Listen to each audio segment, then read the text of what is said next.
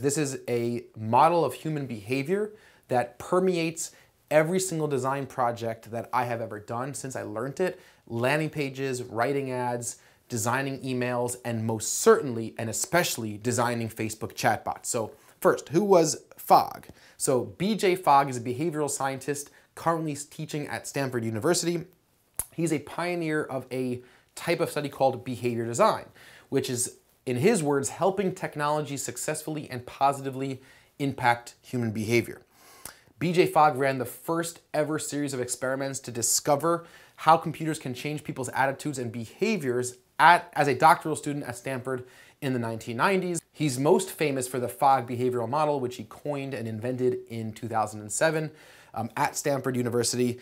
You could check him out at www.bjfogg.com. He gives workshops, he gives classes all around the country. He has lots of different interesting students who have lots of video content. It's really cool stuff. You can check him out online. But for now, let's jump over to the whiteboard and actually talk about what the Fogg behavioral model is. The Fogg behavioral model is a very simple way to understand all of human behaviors. And this is you could break down really any action you think of, any behavior in this way. So the behavioral model says as follows: B equals MAT, okay? So B stands for behavior. A behavior occurs when you have three things. When you have motivation, ability, okay? You need to be motivated you need to be motivated to perform the behavior, you need to have the ability to perform the behavior, and you need a trigger. And sometimes you'll see the Fogg behavior model written as MAP, which is a prompt, but the same thing, right? You need a trigger, ability, and motivation. Any behavior could be traced down to these three things. So for example, I'm here shooting this course on a Sunday afternoon. I'm tired, it's pouring rain, why am I doing it? We could break it down. Well, I'm motivated to do it because I'm hoping that it will grow my business and it will help generate more revenue for my company, and it will help make people better marketers, which brings me joy. I have the ability to do it. I have a camera, I have a camera crew, I have a laptop, I have a whiteboard, okay? I have the ability, I think the knowledge and the expertise and the intelligence to teach the course, and I have a trigger. Larry Kim called me and said, Isaac, get your ass in gear and make a course, right? So that was basically the breakdown of the Fogg behavior model for my behavior. There's also lots of different, you could break this down for any inactivity. If you're sitting at home at night and the doorbell rings and you don't get up to get the doorbell, right? So you were either lacking in motivation to get the doorbell, right? Maybe you knew who it was and you didn't want to do it. You could have been lacking in ability to get the doorbell, where you might not have heard it, you were in the shower or whatever it may have been. Or you were lacking the trigger. Let's say the doorbell didn't ring, right? In our case, that doorbell is the actual trigger. So if you take a moment to think about this, any behavior, any action could be broken down into these three components. And you need all three of these components. You need a trigger, ability, and motivation for any behavior to occur. And it's really incredible when you realize how simple it is, but also how elegant of a formula it is at the exact same time. Now, what does this mean for us in marketing? Well, we're trying to trigger, whatever we do with Facebook chatbots or any other type of advertising we do, we're trying to trigger a certain behavior, right? We want to get people to sign up for our newsletter, to read a case study, to attend a webinar, to register for an event, to buy a product, to fill out a sales form, to make a phone call, to click a link, right? Whatever it is, we're trying to trigger people to do behaviors. And if we understand why those behaviors are not occurring, we'll be able to understand how to trigger the behavior to occur. So let's take a look at what the plot of the Fogg behavioral model looks like. Okay. You have a y-axis and you have an x-axis. And over here, we're going to say this axis is going to be called motivation, okay? So I'll just write it down like this. Motivation. And up here we'll have, let's get this out of the way. Over here you have high motivation at the top. Down here you have low motivation, okay? Now over here you have an ability scale. or perceived ability, or perceived difficulty. There's different ways to call it. Ability is, let's say, easy. This is an easy task. I'm sorry, we're going to put over here, you have it's a difficult, hard task or complex. And on this scale, you have easy, simple.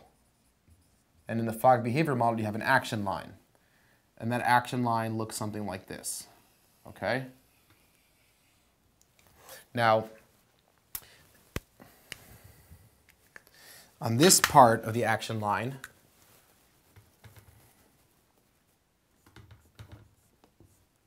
in this space, behaviors are failing. The triggers are unsuccessful to get a behavior to occur, and we'll explain why that is in a minute. On this part of the action line, okay, behaviors are occurring and triggers are successful. Now, let's just see very simply what's happening here, okay? So, say you have a task that you want your visitors to take, or you have a behavior you want visitors to take, and it seems to be hard and complex. Like the perception of the ability or the perceived ability is that this is very difficult, and my motivation is very low, right? So I'm going to fall right around over here, right? That's not going to happen. And even if it's extremely hard and my motivation is even a little bit high, the behavior might not happen. And of course, this is not a perfect line. And it's different in different cases, but this is your basic idea. As perceived ability gets easier and this task seems simpler, and as motivation increases, right, you're going up into this territory and you're going to get that behavior to occur. Because people will perform behaviors when they're highly motivated to do so, and their perceived ability is very high. They feel like they have the ability to do so as well. So let's say, take an example. Say you're a personal injury attorney and you're trying to get somebody to submit paperwork on your site.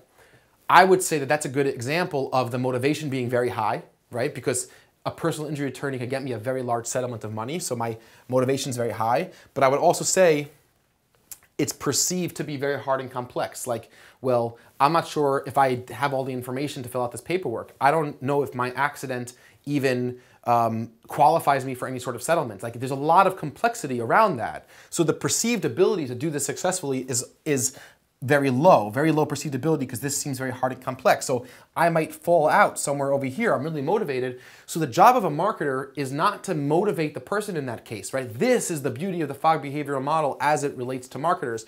Your job is not to talk in a way that tells people how much money they can get. They're already motivated, right? They typically know that. Your job is to say, the trigger in the case of the personal injury attorney needs to increase the perceived ability, needs to make this task look simpler. Because what that does is takes you right over this behavioral action line. And now if you say, listen, fill out this paperwork, it'll take you 5 minutes, and a personal injury attorney specialist or whatever will call you within 5 minutes to hold your hand and walk you step by step through the way, and 95% of our settlements are paid out within 7 days, and it's a very simple process and you don't need to spend your time. That's what's going to get that person who's already highly motivated into that action line of perceived ability, right? And sometimes you don't need to move them that much. Sometimes you need to move them just a little bit. Now, let's say you're trying to get people to sign up for a webinar, right?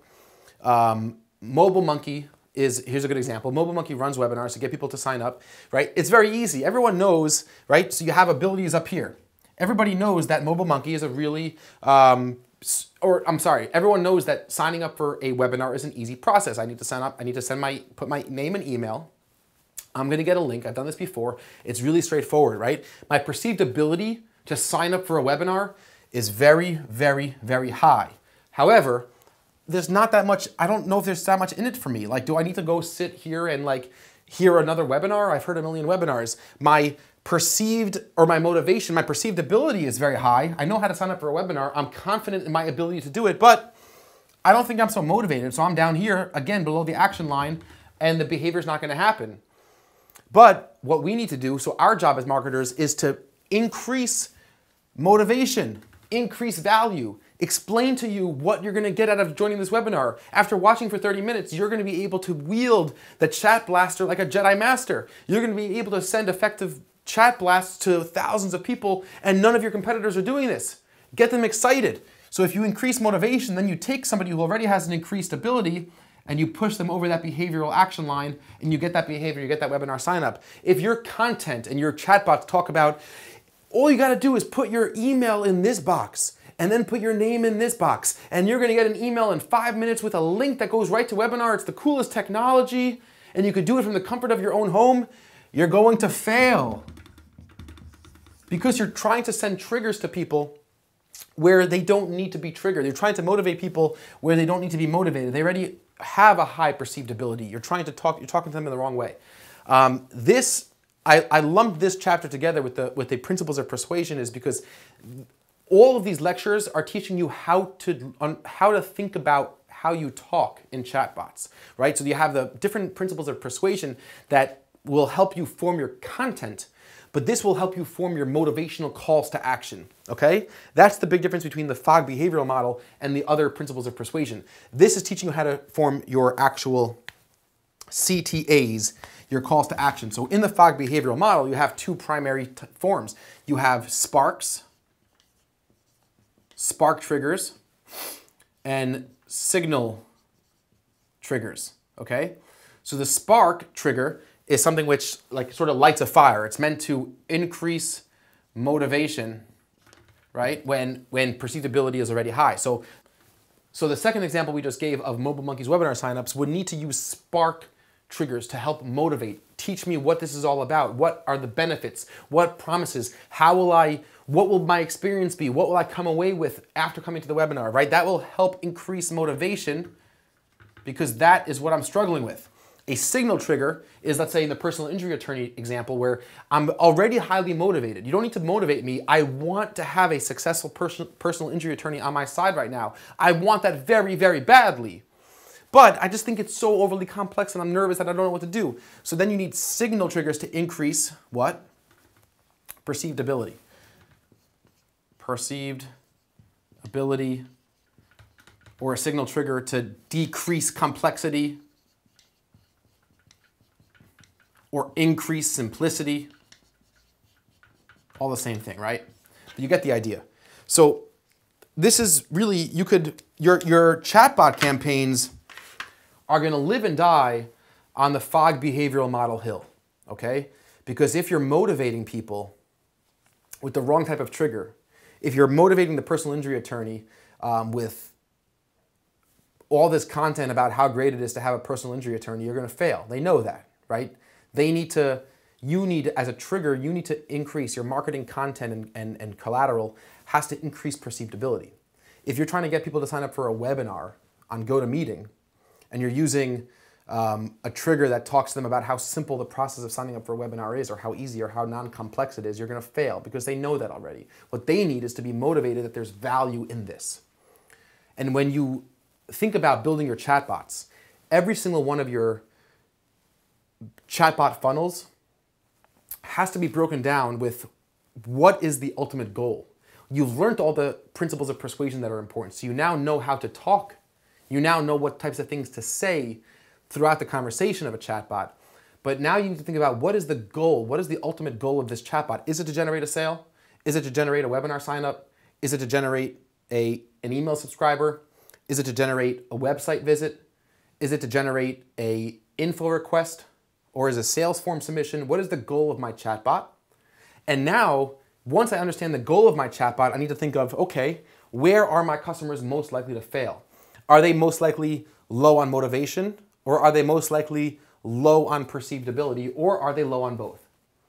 And once you understand that, and you use the principles that we just spoke about, once you understand that, you'll understand exactly how to really powerfully write your calls to action and write your content to either increase motivation by increasing perceived value, or decreasing complexity, increasing perceived ability, increasing simplicity to get people who are already motivated to actually go ahead and perform that task. So that's the Fogg behavioral model. I find it incredibly, incredibly insightful. It's been incredibly helpful in increasing the performance of our clients' campaigns here at Adventure Media. And I have no doubt in the world that if you understand this and you use this and you use these principles in the way that I've laid out, the way that BJ Fogg has laid out, you're gonna see immediate lifts in your conversion rates from your chatbot campaigns.